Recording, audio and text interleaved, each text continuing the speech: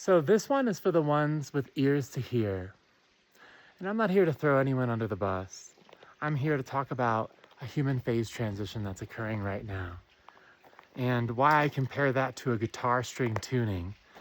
And why many of these labels that people are using, chosen ones, new earth, 5D, is really the mark of an increase of fidelity in the way we contact reality and how that affects the social game, how we see and feel each other, and how that actually precipitates what the phase transition actually is.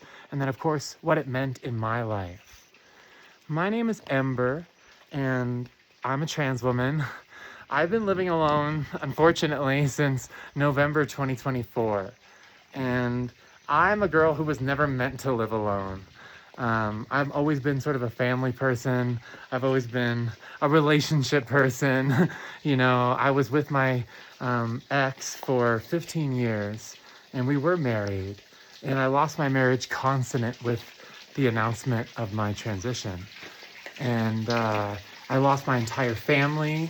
I have siblings, I have extended family. I had a lot of friends. I had a Burning Man camp. And I lost basically everyone and everything, including a lot of almost nearly life savings. I'm gonna have to sell my house. I have 2 kids that are babies that were taken from me several times, and then court process through divorce was initiated against me, where things were told about me like I was prostituting myself. And I've been a criminal defense attorney for 11 years. I just ended my practice. But I want to show you why something so ludicrous, so heinous can happen, and how that relates to the mechanics of consciousness and how we contact reality. And I want to lay it out bare and vulnerable in my life. A lot of you guys have heard me talk about the mechanics of consciousness, talked about the observer layer and the dancing on the dance floor in comparison to presence. Presence as that thread of continuity that then builds into sovereignty over time. In other words, presence is touching reality and sovereignty is living there. In other words, when you make a home in that place of contacting reality, when that is your mode of being, then across every pressure surface of the way reality comes at you, you respond with coherence, not as a word, not as a title, not as a description, but as a mechanical state of contact with reality. What do you mean, Ember? Oh, I mean like presence, like when you feel yourself all the way down, like when you're not in your head in simulated presence where it feels like, what is real? Why do I feel so disconnected from myself? Why does it feel like I only feel myself when I drink or when I do psychedelics or when I take a vacation? That's what I'm talking about. There are moments in your life that I know you know, maybe when you had a baby, maybe when you're making love to someone that you love, maybe when you climb to the top of a mountain, or check out this cool place that I'm in. It's kind of like a secret spring here. I don't know if you can see this. Hold on, it's like really wet here too. See, it's like kind of cool. You can see the water reflections there and stuff. Yeah, so in natural areas too, it brings out the mode of consciousness that animals were in, right? And I call that I say earlier speciation. Oh, there's a cool pool of water over there too and stuff. Anyway, earlier speciation. Earlier speciation had this more signal response. Do you hear the fidelity there? It's like a little mouse comes out and the tiger pounces. There's not a lot of difference between the signal and the response. And one way we can talk about it within our human lives is between expression and being, right? It's almost like as a trans woman, and that's why my life is a really good example of this phase transition. And I hope all you out there that use the label Chosen One or New Earth or 5D can hear a little bit of your own story in my story. I'm not here to throw anyone under the bus. I'm not here to talk about drama. I'm here to talk about what mechanics look like as experience in a human life. And when you look at my life, it was like that gap between expression and being was going to kill me. Why? Because when I say I needed breath, when I say it was like me breathing through a straw, what I mean is in every situation since I was a child, it felt like I was wearing almost like a little bit of a straitjacket that got worse over time because I started to notice there was something underneath.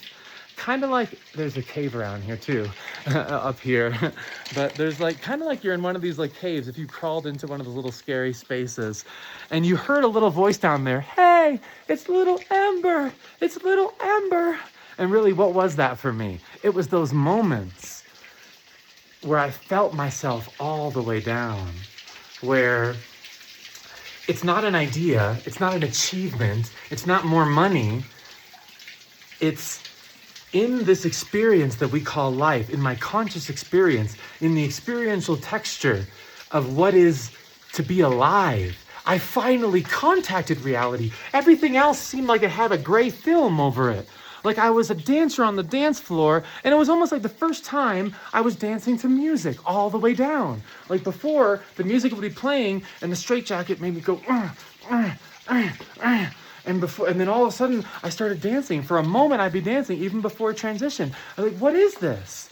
Maybe I was playing a video game when I was a teenager and I was a cute little character or healing somebody or something like that. Or maybe, whatever. Someone received me very softly or just said, dead name, I will hold you from behind. And I'm like, oh, like little moments where I'm like, wait, why does this feel so real? And why does it feel like every other moment in my life, I'm looking for that type of realness, right? And so even though I'm a philosophical person, a spiritual person, and by the way, I'm talking mechanics, not concepts and philosophy. Mechanics is the fireflies, when they all light up together, they don't ask anyone what the philosophy is. When the metronomes sync up together, they don't ask anyone, hey, did anyone check the theory on this one? Because it's mechanics. It's how physical reality works, right? And how we can witness it working across almost every aspect, really every aspect of oscillatory reality. So from galaxies to, ants to bird murmurations to that, all those things that say, why does it seem like there's like an intelligence there, right? It's almost like, that's why people say there's like a God consciousness or something. Why does it seem like those birds, when they're all flying together, it seems like they're all one? Why is that? Well, they can study it in oscillatory mechanics, and that's where I pulled the term phase transition from, because a phase transition is when a group of those things go from a lot of different friction where they're not all moving together to they're moving together in a new collective rhythm. They went from a phase of like a decoupled between each other. They're not coupled to each other. They're not dancing frictionlessly like dancers on a dance floor, but rather they're all kind of like the stutter, right? The stutter. And so the same thing inside you, when all the little parts of you, not cells, because reality is not a bunch of little prickly objects. Reality is one inextricable rhythm where this affects that, affects this, affects that. Not like a linear causality of objects, but rather like an unfolding rhythm, like a cosmic jazz song playing to one cosmic metronome, right?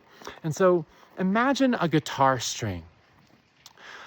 Imagine a guitar string sort of tuning to the cosmic guitar string. You could say alpha omega, the total cymatic possibility, the raga drone beneath the jazz band. Now, if you've ever seen one of those cool videos where like the guitar string like tunes over time and then like goes, and then slowly goes into the tune and then tunes. That string is ultimately one thing, right?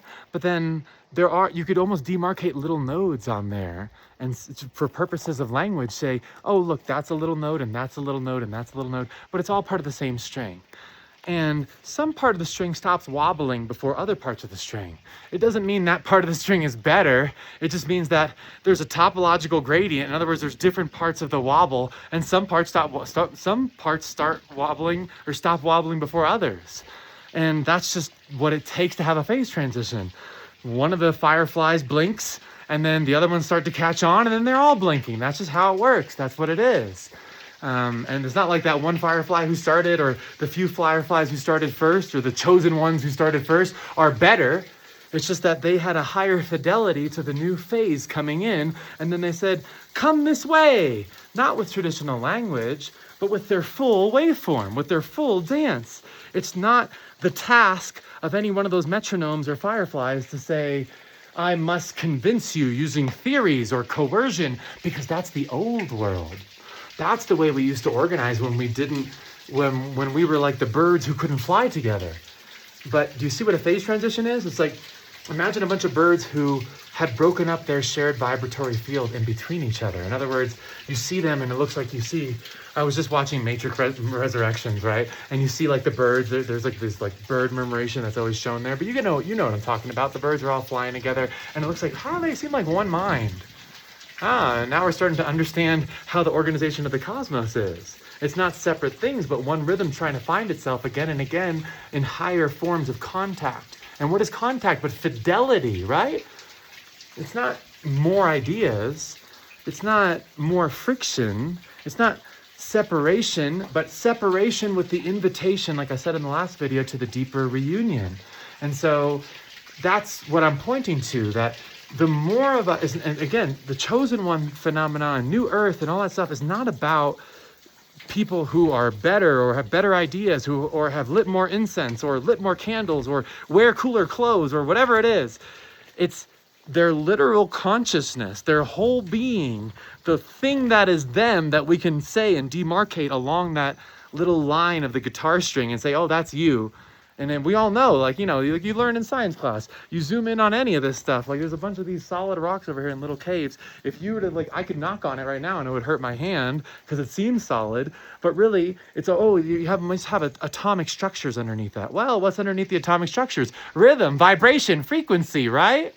And that, it's inextricable. You can't separate it at the bottom. It's all just one unfolding field through differentiation trying to find itself again and again. And so, like I said in the last video, we think as humanity that we're so advanced. Ember, I'm talking to you on the interwebs right now. But I'm like, well, in the blink of an eye, we went from earlier speciation, signal response, not a lot of difference between the expression and being, to this world where we're trying to basically build coherence from the outside with our political structures, with our courts, with a lot of friction that's saying we're trying our best. We're not evil. These people, these organizations, these institutions are not evil, even if they seem like it, even if they're trying to take more of the pie. That's my whole point. I'm not trying to throw anyone under the bus. I'm saying we are growing up like a species that keeps, scraping our knees, and we have to learn. And unfortunately, it took us until almost destruction of the entire earth to begin to learn. And now those with ears to hear out there are hearing it. They're saying, wait, something's happening on this planet. There's a shift in collective consciousness. That's not an idea. That's not a mystical, thing of like, ooh, now we all get to be hippies. No. It's the fidelity of consciousness. It's your literal embodiment. It's the distance between your expression and your being closing. And so when you have these structures that have been, in the blink of an eye of our evolution, tried to have ingrained in a way of saying, no, instead of allowing our full selves to meet the flow, because we went from earlier speciation to we're trapped in civilization's walls, and now, this is random. My brain just goes on these videos, right? But I saw a video today that was kind of interesting. It was like a random video I saw that was like a little clip. It said like there's like a 2015 study about like male lineage or something like that, like going back to like old times and saying like there was the first examples of like sociological way the genes moved. In other words, only the men that had power and like structures and power and all that got to mate with women. And so then like for a long time there was like a whole swath of the male population that didn't even get a chance to like pass on their genetics. And so like you see like these, like this is just a weird example that this is where my brain went to say that like structures that went from, we were like basically cave people just moving out of the plains and moving out of that signal response to how can we do this? And instead of saying, well, we have enough like coherence and sovereignty and fidelity of mind to figure out, and some native peoples really got close, right? Of like, you can't just mine out a whole area or kill all the deer in a whole area. You kind of have to work with the flow of the ecosystem. But I'm talking about levels deeper than sociology, deeper than the ecosystem as far as like a plan for how we can react to it. Because the plan is constructing a coherence from the outside. I'm talking about the literal fidelity of your mind. Kind of like when I say lossless presence, it's kind of like an audio track where you go from like a really crappy radio station and then you tune in a little bit more and all of a sudden it's clear. clear because that's fidelity, right? Clarity of fidelity, right? And so we didn't have that mental wherewithal, you could say, to then say, and I'm gonna try to get in this cave a little bit. It's just like so sunny. We didn't have that mental wherewithal. And it's like, oh, it's so wet. We didn't have that mental wherewithal to like, figure that out, because that's just how things unfold. This reality is not full of separate things trying to figure out reality, but even the thoughts, even the words and the vibrations coming out of my mouth right now are part of that rhythmic unfolding. And kind of like the Oracle says in the Matrix, it's like you were just waiting to find out why you made the decision. Do you hear that? It's like the topological geometry already exists. You just have to meet it in coherence. And this whole time of human civilization, we've been doing basically like that little example gave. Like, we've taken these like shortcuts, and for a while it worked. It's like, all right, we need a balance on this bike.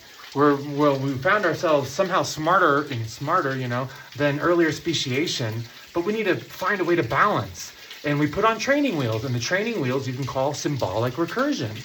Someone one day drew a little thing on the wall and said, hey, instead of saying there's a bear out there or there's a lion attack or something, I'm going to draw this symbol. And the symbol, the menu, became the meal.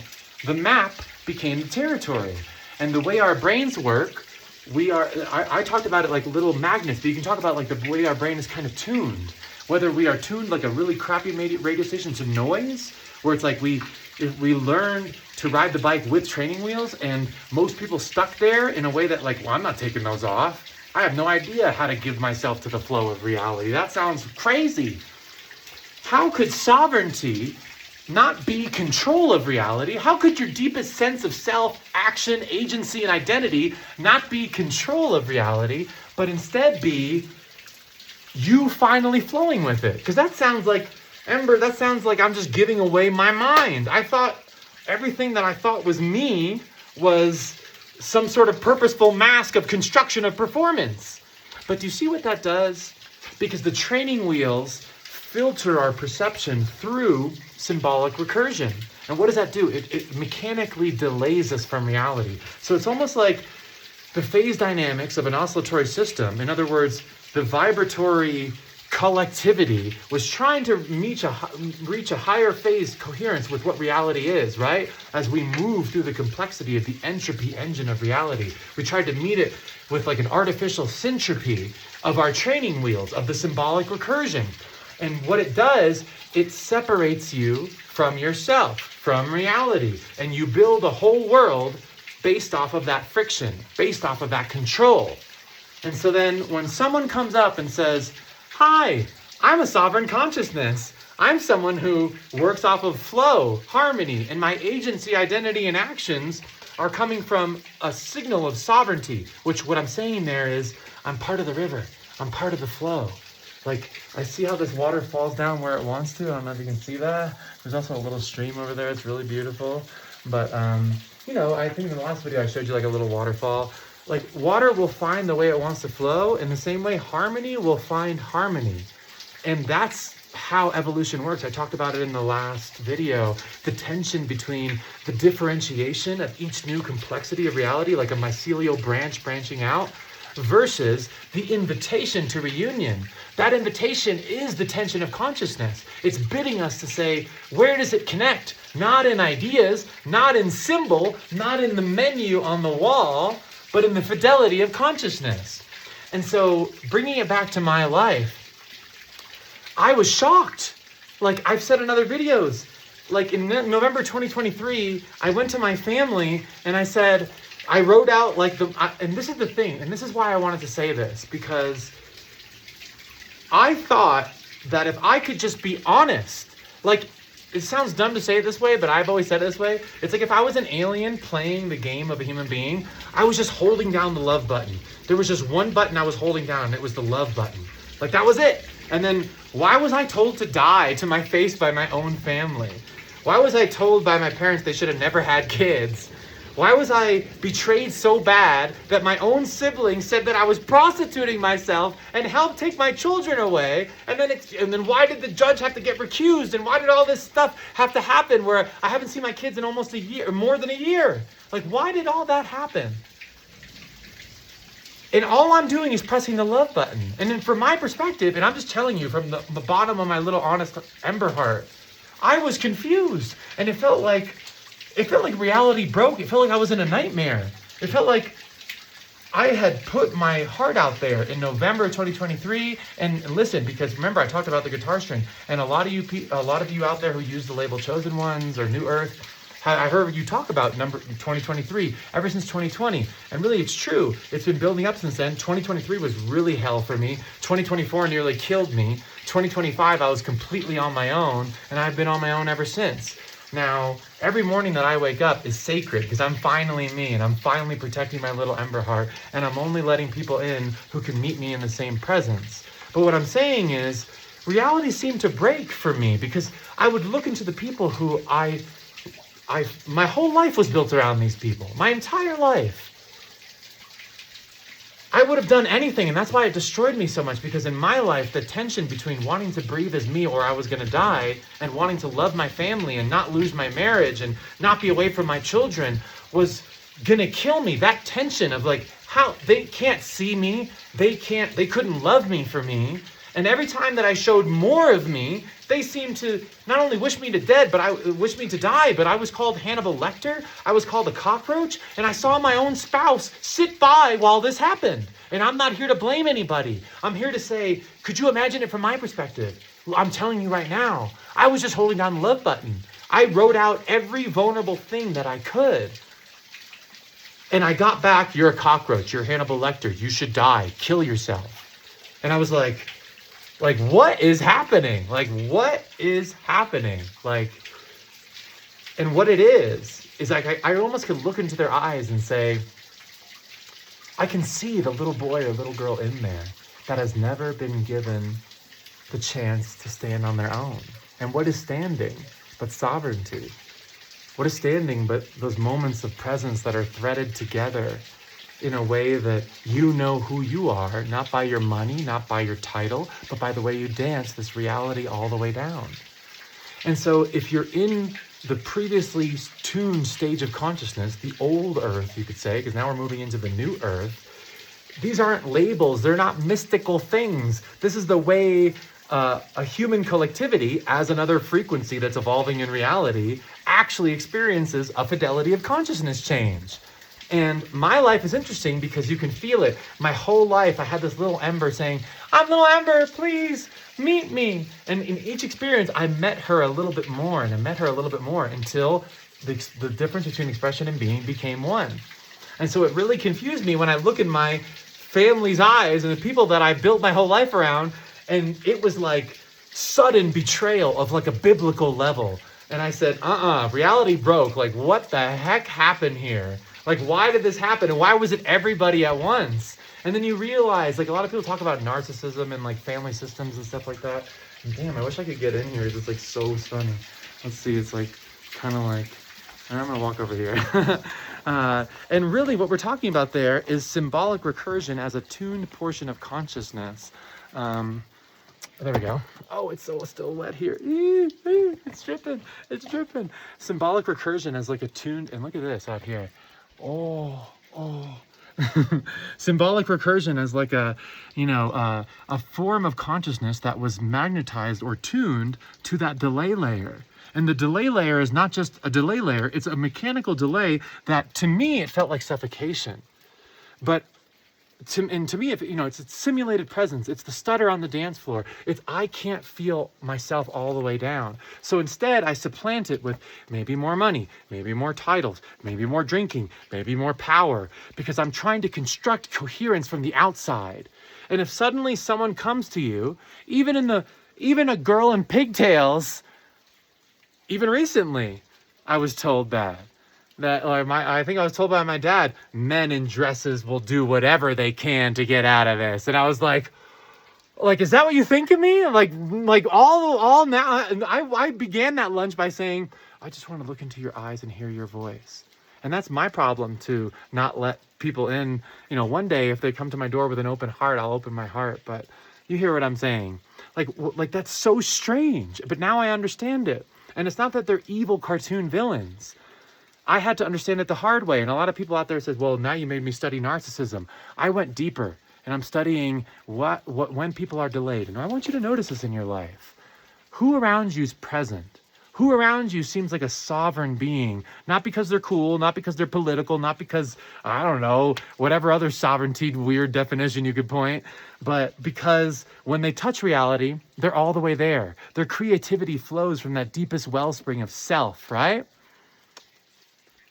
And when they're not like that, it's like they're constantly trying to compensate, or even it seems like they're clutching reality. Like there's people in my family who seem like they're just, that's the way they got to do things, and it's constant tension, it's constant like anxiety, right?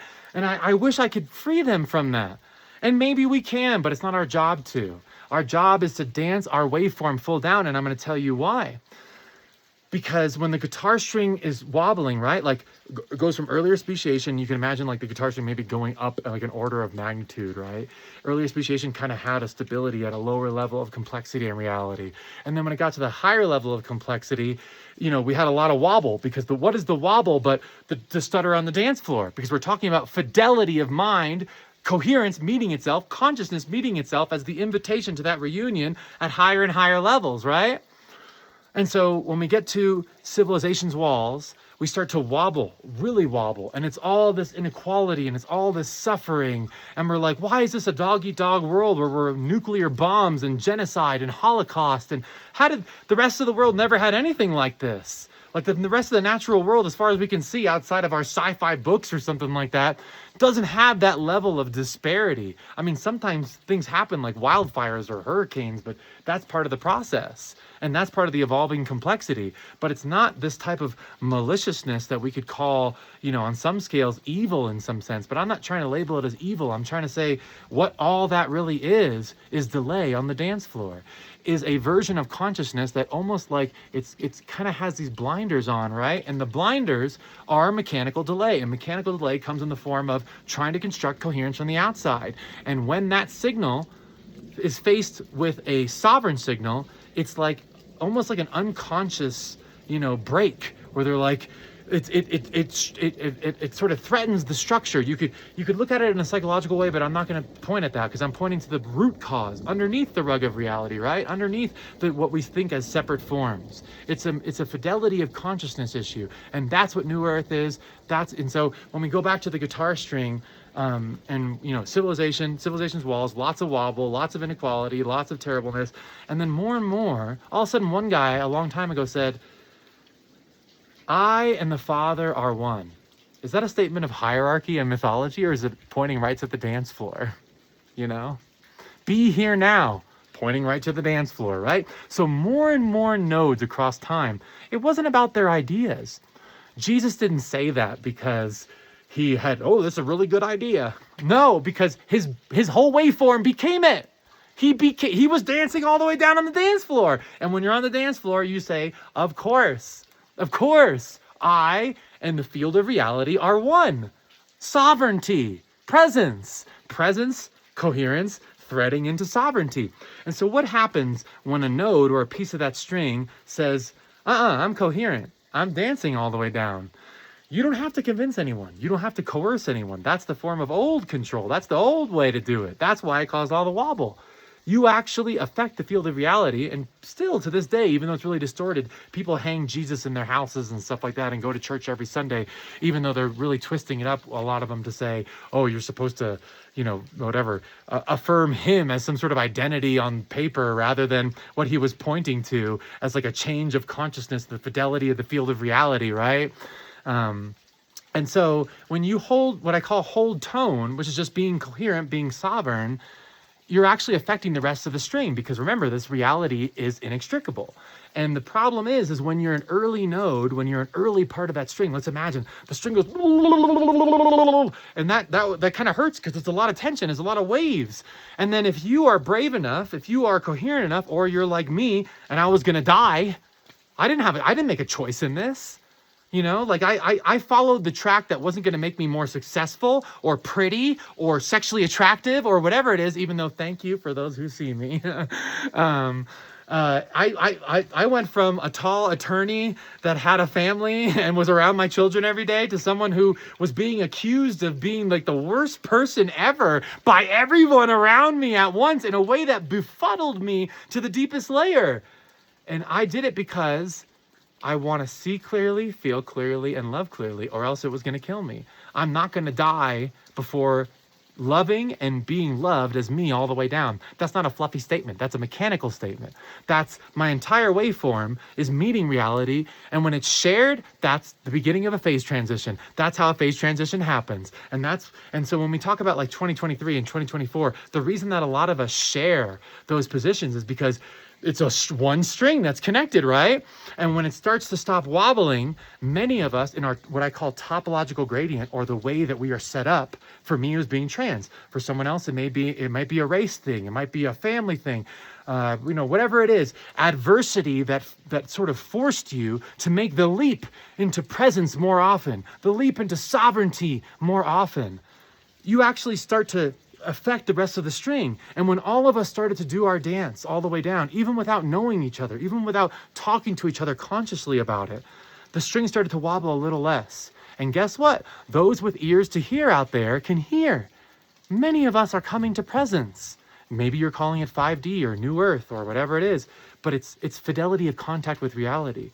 That's why I've seen videos of people like, everything seem more HD. It went from reality doesn't seem real. A lot of people talking about that too. Everything seems more HD now. What is that? My mind is like the tuning radio that's meeting it a bit deeper. And the reason that it creates pressure is because you can even watch this in the mechanical systems. When a node, or like a firefly or a metronome, carries like what you call like a high K value, or in other words, is on the rhythm, in other words, it's contacting reality, it creates like a pressure gradient, right? Because not all the nodes around that node are going to be ready to make the same leap. They're all a little bit different. Just like each one of these little plants right here, some of these are still growing, flowers, and other ones are kind of dead. This is later in the season now, moving into the summer. Some of these bushes are a little short and some of them are a little long. You got these pretty, pretty flowers. And the reality works the same way. It's not that they're evil. It's not that, oh, dang, that little bush is evil. What an asshole. No, that's how reality works. And the way that we bring everyone up together is not to coerce them, not to fight them, not to say, you guys are assholes and you're wrong. I'm going to prove you wrong. You know how you prove them wrong? You love all the way down. Unwaveringly. Coherently. It doesn't even have to be communicated to them directly like in your physical presence. It just has to be you connected to the field of reality, right? Contacting the field of reality with your full form. And the more of us that do it, that's a phase transition. The videos help. Those are all echoes. My blog post, or, I'm speaking about my life, but those of you out there who are like me, making music, making blog posts, making videos, whether you call it New Earth, whatever you want, those are all echoes of what's happening as you contact reality, right? As your body, as your form, whatever you want to say. Right now, you might be looking at, well, your body is just, that's a separate object. No. I'm just using your body as your local point of contact, your local aperture with what is the inextricable field of reality. When you make more contact with reality, you're increasing the fidelity and the string starts to stop wobbling. And then some of us, we're coherent. Not because we're stone coherent, but because every new wave of the field of reality, kind of like my tattoo here, I don't know if you can see it. You can see my spiral surfer tattoo. We are spiral surfers, like I like to say. In other words, we are, as a mode of being, our consciousness went from it's kind of like how earlier speciation was signal response, little differentiation between expression and being. We tuned ourselves to the higher octave. We sort of how that middle string was all wobbly or whatever you want to say. The next octave of the field of unfolding of reality, like an unfolding song of increasing complexity, we met that octave a little early because some of us almost fucking died. That's what it is. And the more of us that do that, the more that we invite each other, not through actual physical contact, like in our normal way of saying it, or not we convinced everyone because we came up with the perfect white paper or whatever, but because more nodes, more parts of the field of reality that can hold a coherent waveform, in other words, meet the differentiating complexity of entropy with coherence, like actual signal, actual contact of fidelity, the more of us that will stabilize the string. And the early ones, the chosen ones, are the ones that get it the worst. Because what do we get in the end? We trade seeing clearly, feeling clearly, and loving clearly, which there's nothing more important on this planet, let's just say that. And what we lost is maybe half of our lives, like me, never getting to love, never getting to be loved, but holding on to that hope, that as a thread of continuity, of presence, as a way of saying, I know one day this is possible because I knew the signal, what the signal was in my bones. I knew it was real because it wasn't an idea. It was when I felt real. It was when I felt embodied. And for me in my life, I went from what I call earlier teenage years of saying, there's something down there. I call that the heart path. I really didn't believe in a religious God or like a religious, traditional religious notion of God back then, anything like that. I just said, as long as I'm the most authentic that I can be and open up my vulnerable heart to actually try to meet reality, something's going to happen. Like, yeah, it was like an early version of what I call harmony calls harmony in a mechanical sense. And then that went to the wellspring, kind of like, let's go back over here to this nice water. The wellspring is a vision I had on ayahuasca. It said, you have a wellspring of love inside you. As long as you use that, you don't need to know the path. And I followed that because the thread of presence that I had built up at that time, and that was like 10 years, more than 10 years ago now, was so strong that to me, that wasn't a mystical statement. To me, here's this nice, like, call that wellspring maybe. And look at that. It's like cool, the water there, yeah. Anyway, I actually followed that. I heard that in a vision, and honestly, it was the coherence from here sort of echoing back in reality, but regardless of going that deep. And I followed it, not as an idea, not as a maxim, not as something that I put up on my wall and I nodded at every day, but something that was like a felt experience of a continuity thread of my presence. That's what threads sovereignty into sovereignty, right? Not like a set of ideas or construction from the outside. And so, yeah, you hear it. My life was a set of events of like that phase decoherence. I'm split from myself to phase coherence. And every time I felt that, I was a little bit closer. And when I finally said it out to my family, to the person I was with for 15 years, they betrayed me and left me so bad. It was so bad that I was like, something is up here. And that began me defining the mechanics of consciousness. I had talked about it in forms of spirituality. I talked about it in songs. I've shown you the songs on here that are over a decade old now and even older.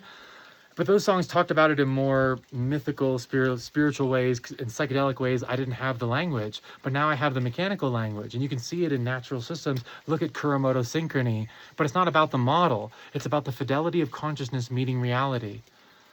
And so you can, I think I've said sort of enough here. I know this is a really long video, but that's why the years match between us, like the chosen ones, because the string stopped wobbling. And even in our own separate lives, our own souls were invited to touch reality deeper through the trials and tribulations of the turbulence of what we were living through in our lives. And I don't know if you're out there, put a comment below. I don't usually say that because I'm not fishing for comments, but I want to hear from those out there.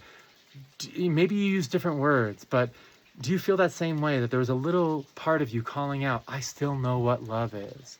I don't care how many times you step on me. I don't care how many times you try to siphon away all my oxygen. I still know what love is. And I know it so much that I know someone else out there will feel this.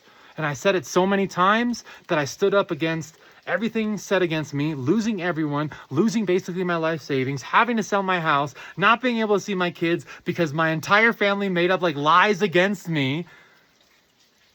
But I knew, it broke so bad that I knew something was up, and my whole life led me to that point. I think I've said enough. I think we have enough on here. I'll probably make another video, but I think the deepest thing I could say is, like Ram Dass said so lovingly, we are all just walking each other home. Home is not an idea. Home is a state of collective coherence. Kind of like my tattoo on my arm here. Alpha, Omega, right? That's the total cymatic possibility. That's the total coherence of what reality is. That's home. When you feel in love, what do you feel? Frictionless. That's you dancing home in your embodiment, right? Why does it feel like home with someone that you love deeply? Why does it feel like home when you're playing your favorite music? Why does it feel like home? Because there's no friction. You're making actual contact with the field of reality, and it feels frictionless. It feels easy. It feels like you're dancing on a dance floor in a partner dance, and instead of trying to control your partner, instead of trying to manage your partner, you're meeting your partner. And the more of us that meet each other, that's the reunion. That's the invitation to change that differentiated consciousness into reunion. All right, I said enough. My name is Ember. If you're out there, come cuddle me. I need a cuddle. We should all cuddle. Let's do it.